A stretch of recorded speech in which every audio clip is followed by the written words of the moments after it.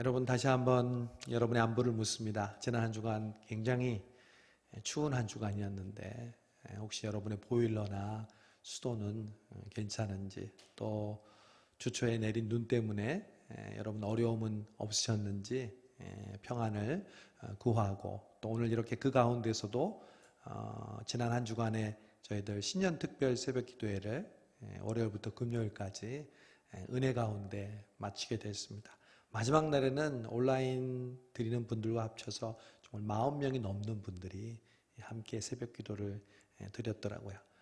정말 하나님께서 우리 성수동교회 이 시작을 기도로 시작하고 또 말씀을 사모하는 우리에게 특별한 은혜를 부어주시는 한 해로 우리에게 허락해 주실 줄로 믿습니다.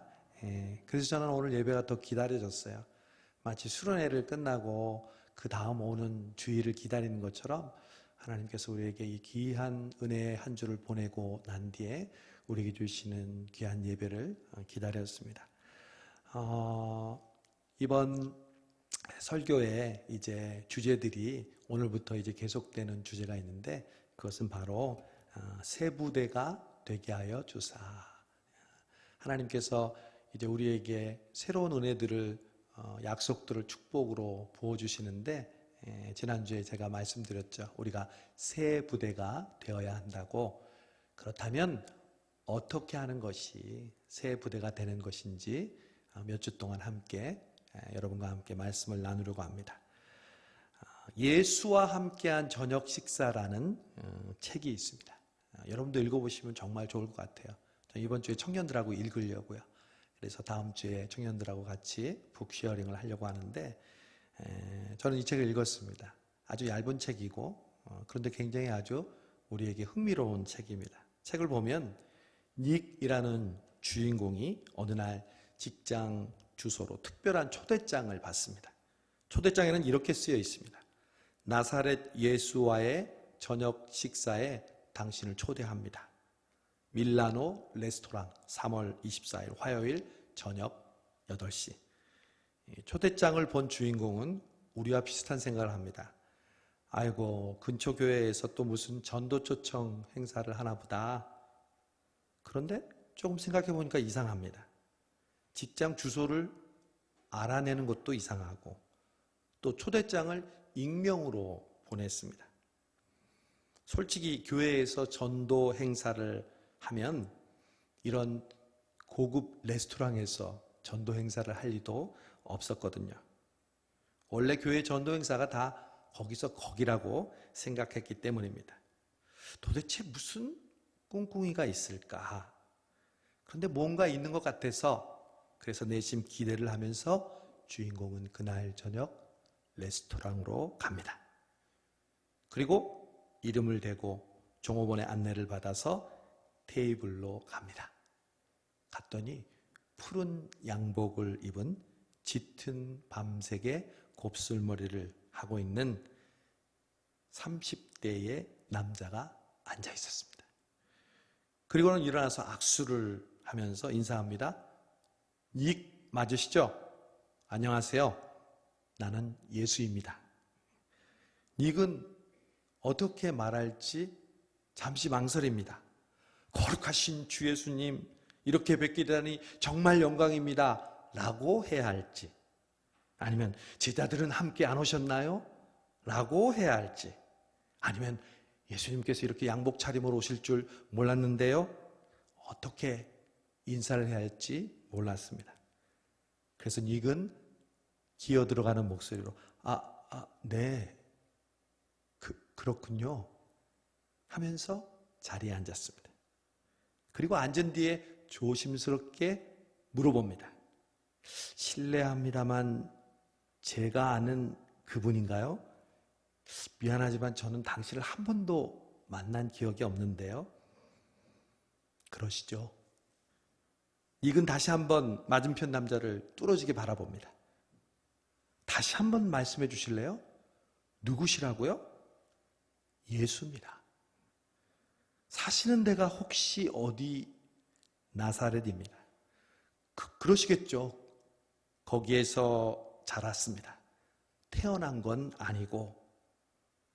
그럼요, 물론 출생지는 베들레헴입니다. 여러분이 만약 오늘 저녁 예수님의 초대를 받고 한 번도 본 적이 없는 그 예수님과 만나 식사를 한다면 우리 기분이 어떨까요? 여기 있는 주인공처럼 어색한 분위기로 예수님을 만나지 않을까요? 누군가 기독교에 대해서 이렇게 정의를 내렸습니다. 기독교는 그리스도이다. Christianity is Christ. 기독교는 그리스도다. 기독교에서 그리스도를 제해버리면 더 이상 기독교가 아니란 말입니다. 그리스도가 없는 기독교는 몸도 없고 생명도 없는 죽은 시체와 같습니다. 저는 앞으로 몇 주 동안 그리스도인의 기본기에 대해서 말씀을 나누려고 합니다. 설교의 큰 타이틀은 아까 말씀드린 것처럼 새 부대가 되게 하여 주사. 우리가 어디서부터 그리고 어떻게 새 부대가 되어야 할 것인지 생각해 보려고 합니다. 오늘은 그 첫 번째 시간으로 진정한 그리스도인은 누구인가? 이 주제에 대해서 살펴보려고 합니다. 명목상의 크리스천이 아닌 진정한 그리스도인이란 누구인지를 말씀드리려고 합니다. 여러분 말씀을 들으면서 오늘 스스로 이렇게 물어보시기 바랍니다. 나는 정말 진정한 그리스도인인가? 오늘 말씀을 통해서 우리가 신앙생활을 오래 했건 그렇지 않건 모두가 말씀의 거울 앞에서 내가 진정한 그리스도인인지를 비춰볼 수 있기를 바랍니다. 가장 먼저 진정한 그리스도인이란 무엇보다 내가 죄인임을 인정하는 사람입니다. 그리스도인이 된다는 건 죄의 문제를 떠나서는 생각할 수가 없습니다. 예수님이 말씀하셨습니다. 건강한 자에게는 의원이 쓸데없고 병든 자에게라야 쓸데있나니 내가 의인을 부르러 온 것이 아니요 죄인을 부르러 왔노라. 여러분 누구에게 그리스도가 필요하다고요? 의인에게입니까? 죄인입니다. 죄인에게 그리스도가 필요합니다. 스스로 의롭다고 여기는 사람에게는 그리스도가 필요하지 않습니다. 그러므로 자신이 죄인이었음을 깨닫지 못하고 자신의 죄를 진심으로 회개하지 못했다면 그 사람은 그리스도인이라고 할 수가 없습니다. 죄인도 아닌데 왜 그리스도가 필요하겠습니까? 누구나 예수님을 인격적으로 만나면 가장 먼저 하는 일이 회개인 것이 바로 이러한 이유입니다.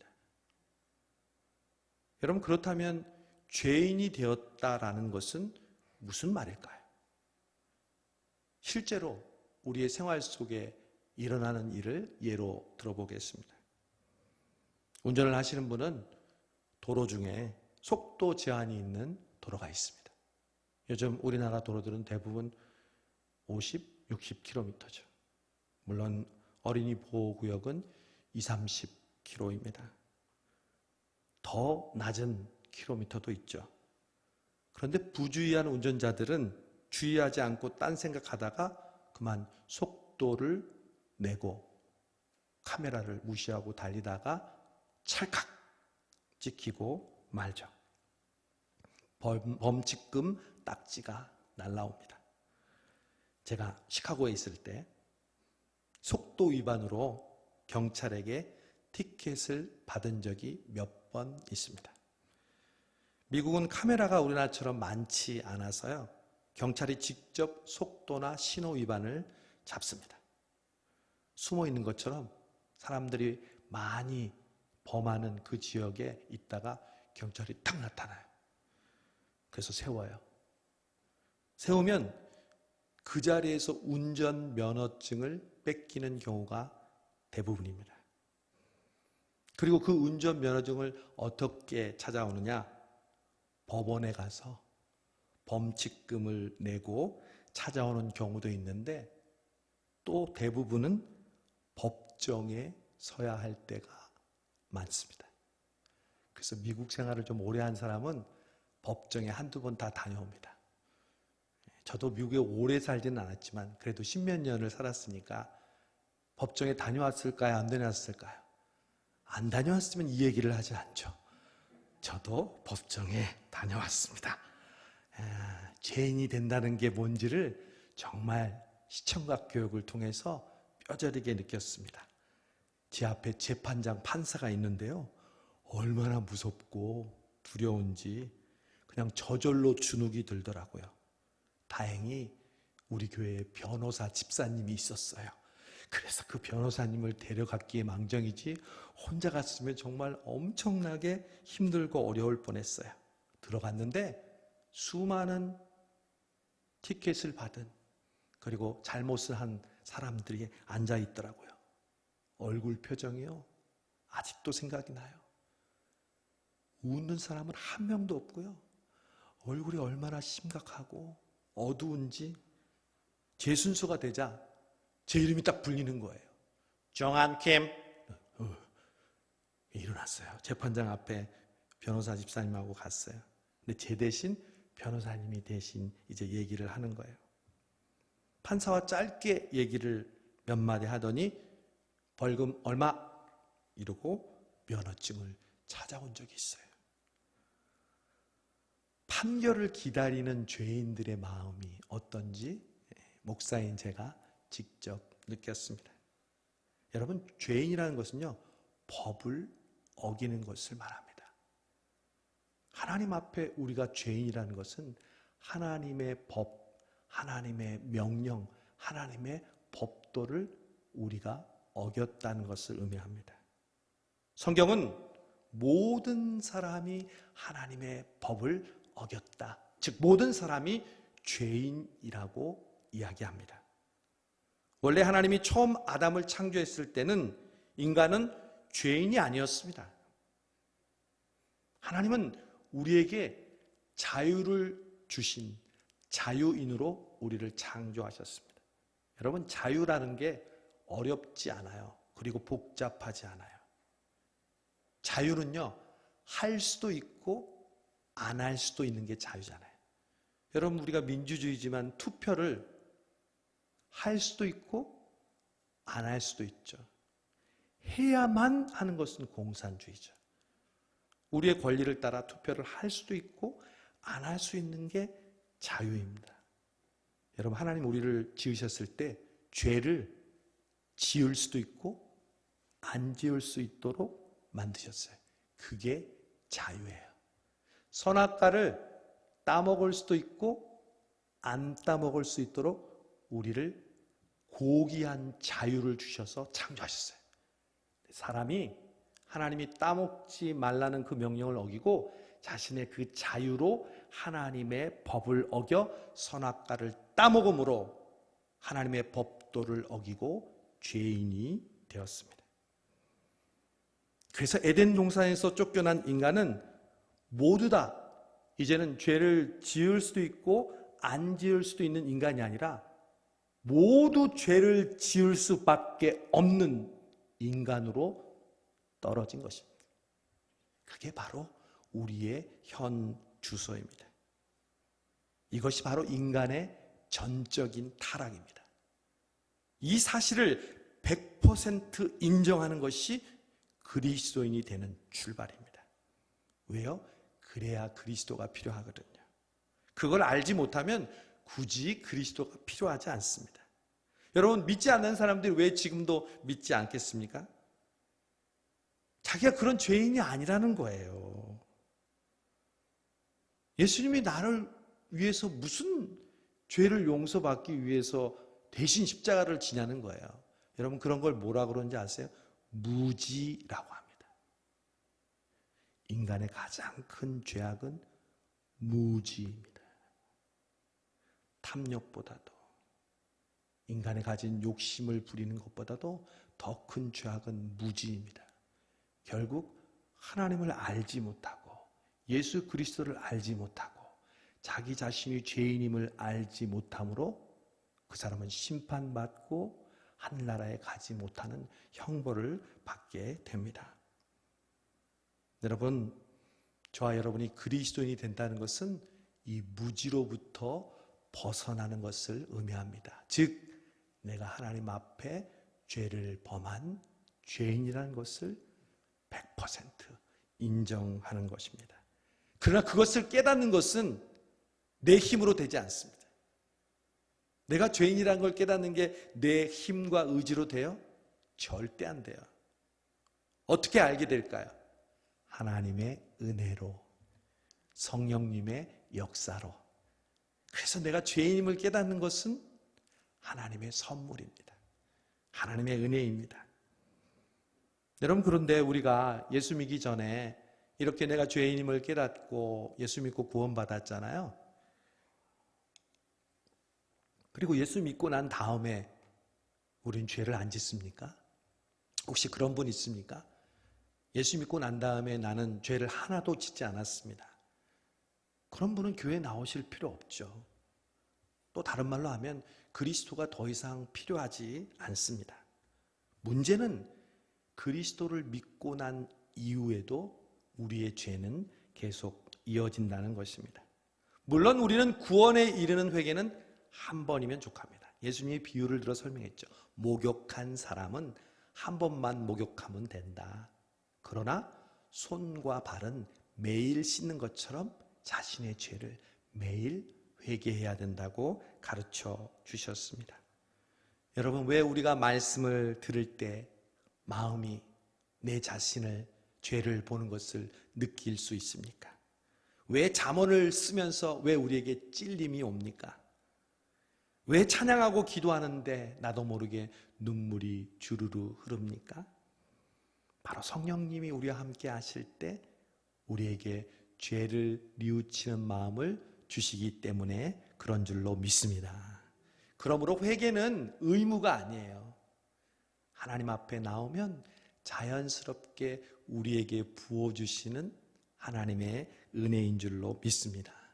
어두운 가운데 빛이 비치면 그 먼지가 날리는 게 보이는 것처럼 빛 대신 주님 앞에 나와 예배하고 기도하고 찬송하고 말씀 들을 때 우리의 죄가 자연스럽게 드러나는 것, 그것은 진정한 그리스도인이 경험하는 하나님의 선물입니다. 오늘 예배도 마찬가지입니다. 오늘 이 예배는 바로 그런 예수님을 인정하는 자리인 줄로 믿습니다. 예수님 없이는 예배가 예배될 수가 없습니다. 그 예수님을 바라볼 때 우리는 내가 죄인임을 깨닫게 됩니다. 여러분, 회개는요, 신앙생활을 열심히 하면 할수록 더 깊어집니다. 필사를 열심히 한 분들 제가 소감을 하나하나 다 읽었는데 전부 다 자신이 지혜롭지 못하고 함부로 말했다고 이구동성으로 회개하시더라고요. 새벽 기도 열심히 하시는 분들이 여러분 회개를 더 많이 합니다. 여러분, 회개는요, 죄를 많이 지은 사람이 하는 게 아니에요. 신앙생활의 딜레마가 뭔지 아십니까? 회개를 안 해도 될 것 같은 사람은 계속 회개해요. 하나님, 제가 잘못했습니다. 제가 하나님 말씀에 비추어 볼 때 정말 하나님이 싫어하는 모습으로 살았습니다. 그런데 정말 회개해야 할 사람은 회개하지 않아요. 이게 딜레마예요. 말씀도요, 그 말씀을 들어야 하는 사람은 그 자리에 없어요. 안 들어도 되는 사람은 계속 듣고 있어요. 이게 바로 성경의 빈익빈 부익부 현상이에요. 은혜를 받는 사람들은 더 은혜를 받게 되고 은혜를 못 받는 사람들은 더 은혜를 못 받게 되는 거죠. 그런데 여러분, 회개에 있어서 중요한 사실이 있어요. 여러분, 우리가 진정한 그리스도인이라면 회개에 관해서 이 부분을 반드시 놓쳐서는 안 돼요. 어떤 분은 목사님이 회개를 강조하다 보니까 교회 오면 맨날 우는 분들이 있어요. 교회 오면 아이고 그렇게 기도하다가 가시는 분들이 있어요. 그렇게 구슬프게 울어요. 눈물로 기도하면 여러분 얼마나 은혜로워요. 근데 문제는 맨날 울어요. 똑같이 울어요. 왜 그러냐고 물어보면 목사님 회개가 중요하잖아요. 목사님이 그러셨잖아요. 우리는 모두 죄인이라면서요. 여러분 이게 진정한 그리스도인의 모습일까요? 제가 여러분에게 묻겠습니다. 대답해 보세요.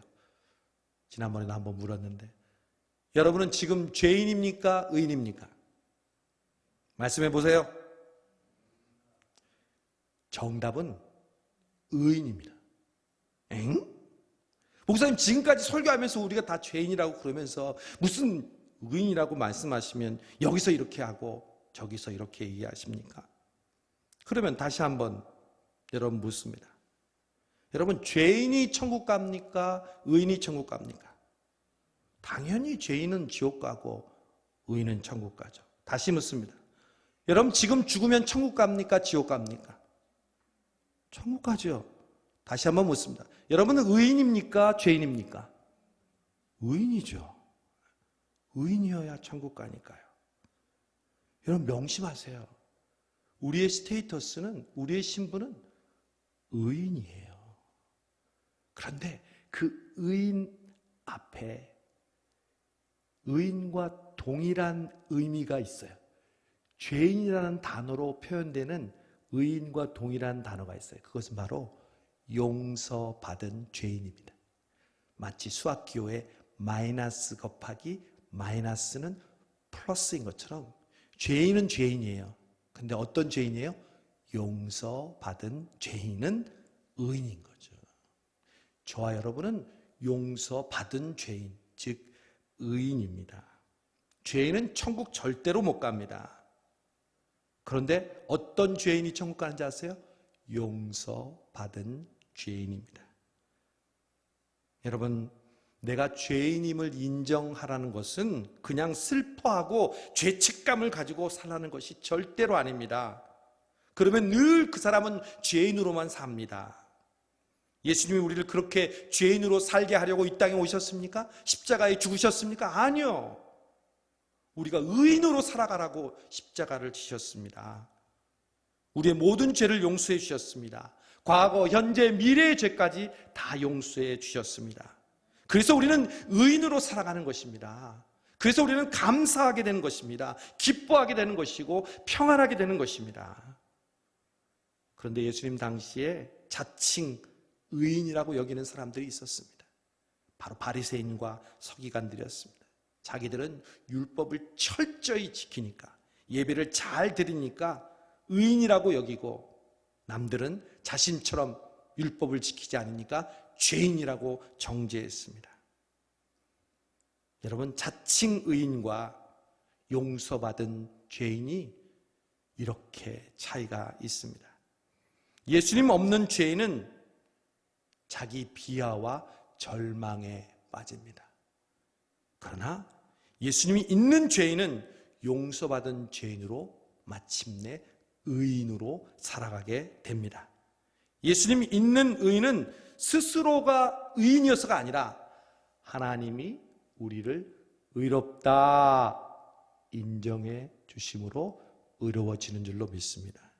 여러분, 하나님이 저와 여러분을 의롭다 하시는데 누가 우리 보고 죄인이라고 그래요? 하나님이 우리를 의롭다고 하시는데 우리는 용서받은 죄인이라는 사실, 늘 회개해야 하지만 우리는 예수님을 통하여 의인으로 살아간다는 당당한 의인의식을 가지고 살아가시는 저와 여러분 되기를 바랍니다.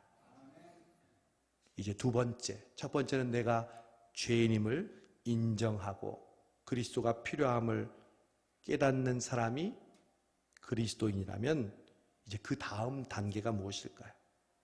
우리가 인정했던 예수 그리스도가 내 죄를 위하여 십자가를 지시고 부활하신 하나님의 아들심을 믿는 겁니다. 두 번째 단계입니다. 첫 번째 단계는 내가 죄인임을 깨닫는 것. 그래서 그리스도가 필요하구나 깨닫는 것. 그러나 죄인임을 깨닫고 인정하는 것에서 끝나는 것이 아니라 이제는 그 죄를 위해서 예수님께서 십자가에서 죽으시고 부활하셨고, 그래서 하나님이 그 아들 예수 그리스도를 구세주로 나에게 주셨다는 사실을 믿는 것, 이것이 진정한 그리스도인이 되는 두 번째 단계입니다. 여러분, 그분은 우리 죄를 위해서 십자가에서 죽으셨습니다. 그리고 죽으실 뿐만 아니라 사흘 만에 부활하셨습니다. 여러분, 이 사실을 믿으십니까? 그리고 그 예수님은 하늘에 오시고 하나님 보좌 우편에 앉아 계셔서 우리를 위해서 기도하시고 우리를 위해서 집을 짓고 계시다가 마침내 이 땅에 다시 재림하십니다. 믿으십니까, 여러분? 이 사실을 믿는 것이 진정한 그리스도인입니다. 예수님이 우리 죄를 위하여 죽으셨다는 것이 이렇게 우리에게 큰 결과를 가져다 줍니다. 이 사실을 믿어야만 우리는 진정한 그리스도인이 됩니다. 죄 사함을 받게 됩니다. 죄인에서 의인으로 변화되게 됩니다. 용서받은 죄인이 될 수 있게 됩니다. 이것이 바로 여러분 복음의 핵심입니다. 이 복음을 여러분은 항상 말할 수 있어야 합니다. 그리고 이 복음을 항상 들어야 합니다. 그리고 이 복음을 들을 때 우리의 마음이 뜨거워져야 합니다. 아직도 복음을 듣지 못하고 있는 수많은 사람들에게 복음을 증거해야 한다는 마음으로 불타올라야 합니다. 이것이 바로 진정한 그리스도인입니다. 여러분, 사실 우리에게 부족한 것은 산을 옮길 만한 믿음이 없어서가 아닙니다. 무리를 걷는 그 능력이 없어서가 아닙니다. 골리앗을 무너뜨리지 못하는 것 때문에 우리에게 문제가 있는 것이 아닙니다. 바로 예수님이 나를 위해 십자가에 못 박혀 죽으시고 또한 사흘 만에 부활하셨다는 것을 그 믿는 믿음, 그 믿음만 있으면 우리는 어떠한 환난과 역경과 어려움을 이겨나가는 진정한 그리스도인으로 살아갈 수 있을 줄 믿습니다. 여러분, 이번 주 특별 새벽 기도에 무엇이든지 구하라 그리하면 이루리라. 예수님 말씀하셨죠. 할 수 있거든이 무슨 말이라. 믿는 자에게는 능치 못할 일이 없느니라. 그 믿는다는 게 뭔데요? 나를 위해 죽으시고 나를 위해 십자가에 못 박혀 죽으셨다가 사흘 만에 부활하셨던 그 주님을 내가 믿나이다. 능치 못할 일이 없으리라. 주님 말씀하십니다. 예수님은 그리스도시요 살아계신 하나님의 아들로서 저와 여러분의 죄를 위해 죽으시고 부활하셨습니다. 너무나 잘 아는 이 사실이지만 여러분, 이것을 믿는 자에게 올 한 해도 하나님의 놀라운 은혜와 축복을 주시는 줄로 믿습니다. 성수동교회는 그 믿음 위에 세워진 줄로 믿습니다. 그 믿음이 든든할 때 성수동교회는 더욱더 하나님이 기뻐하시는 교회 새 부대가 되게 줄 줄로 믿습니다. 복음은 믿지 않는 사람뿐만 아니라 믿는 우리에게도 그래서 날마다 내 평생 동안 듣고 또 들어야 되는 말씀인 줄로 믿습니다. 여러분, 공부하고 일하고 돈 벌고 자녀를 키우고 미래를 준비하는 이 모든 일이 바로 이 복음을 위해서 사는 것임을 여러분 명심하시기 바랍니다. 이제 세 번째, 먼저 우리는 우리 자신이 죄인임을 깨닫고 인정하는 것, 그것이 그리스도인의 출발이라고 했습니다. 또 두 번째는 인정할 뿐만 아니라 예수님이 나의 죄를 위해 십자가에 죽으시고 부활하셨다는 것을 믿는 그 믿음, 회개와 믿음, 이 두 개가 진정한 그리스도인의 표지라고 말씀드렸습니다. 이제 마지막 단계를 말씀드리려고 합니다. 진정한 그리스도인의 마지막 단계는 무엇일까요? 예수님을 믿는 그리스도인들은요, 예수님을 믿을 뿐만 아니라 그분이 실제로 내 삶에 무엇이 되어야 합니다. 실제 나의 삶에 예수님이 나를 위해 십자가에 못 박혀 죽으셨고 또한 부활하셨다는 것, 하나님의 아들임을 믿음과 동시에 예수님이 내 삶의 무엇임을 고백하는 사람, 그 사람이 진정한 그리스도입니다. 많은 그리스도인들이 여기서 머뭇거립니다. 그 두 가지는요, 너무 잘 알고 실제로 잘해요. 마지막 단계, 항상 마지막 단계가 어려운 거잖아요. 내가 진정한 그리스도인인가? 그러면 그리스도는 내 삶의 땡땡땡이다. 바로 주인입니다. 주인. 여러분, 예수님이 여러분의 삶에 무엇이 되어야 한다고요? 주인이 되어야 합니다.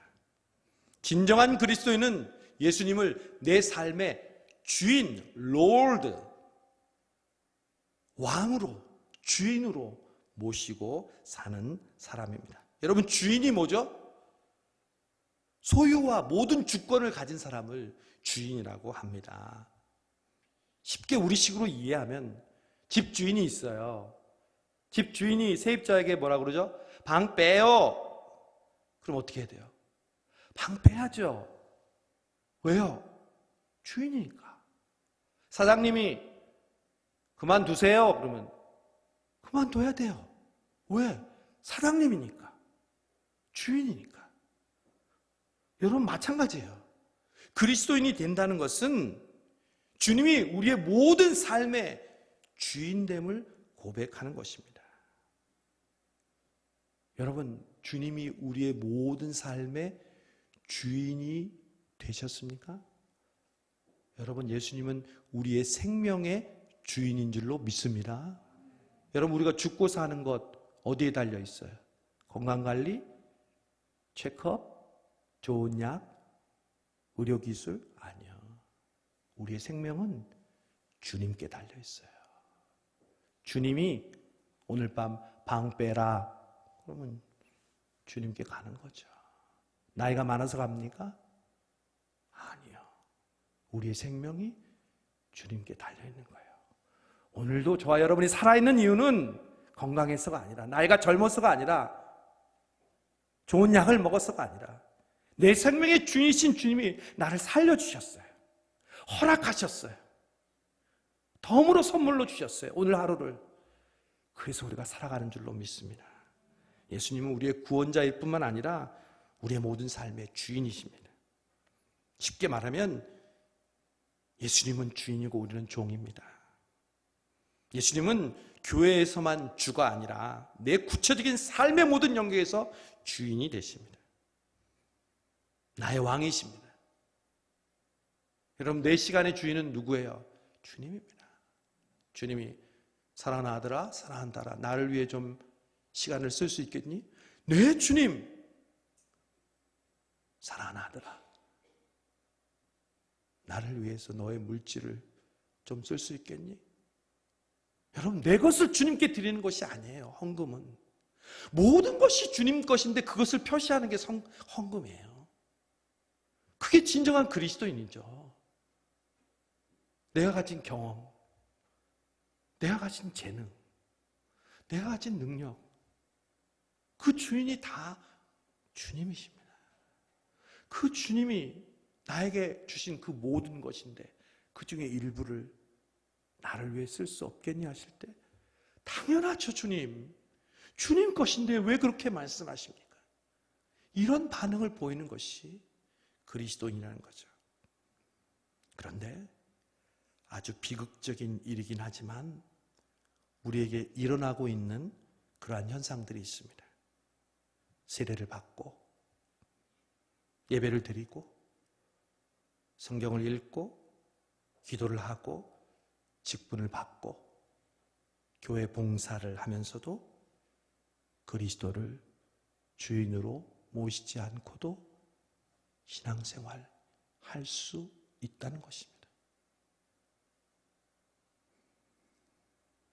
주인으로 모시지 않아도 내가 살아가는데, 교회 다니는데 별 불편함이 없다는 겁니다. 여러분, 그러나 예수 그리스도가 내 삶의 주인이 되지 않는 한 우리에겐 진정한 그리스도인의 변화가 일어나지 않습니다. 여러분 2021년 성수동교회가 새 부대가 되기를 원하십니까?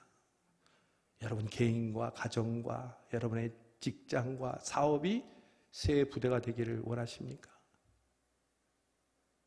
매 순간순간마다 그렇다면 고백하십시오. 하나님, 우리 가정의 주인은 하나님이십니다. 내 사업의 주인은 하나님이십니다. 성수동교회의 주인은 하나님이십니다. 내 생명의 주인은 하나님이십니다. 여러분 그렇게 고백하면 돼요. 그러면 그 주인께서 알아서 해주십니다. 내가 아무리 노력하고 아무리 수고하고 아무리 바라봐도 그 주인이 내가 아닌데, 주인 아닌 내가 아무리 노력해봐야 무슨 소용이 있겠습니까? 요한계시록 3장 20절은 우리의 인격적인 맡김과 전적인 맡김, 즉 예수님의 주인 되심을 이렇게 표현합니다. 볼지어다 내가 문 밖에서 두드리노니 누구든지 내 음성을 듣고 문을 열면 내가 그로 들어가 그로 더불어 먹고 그는 나로 더불어 먹으리라.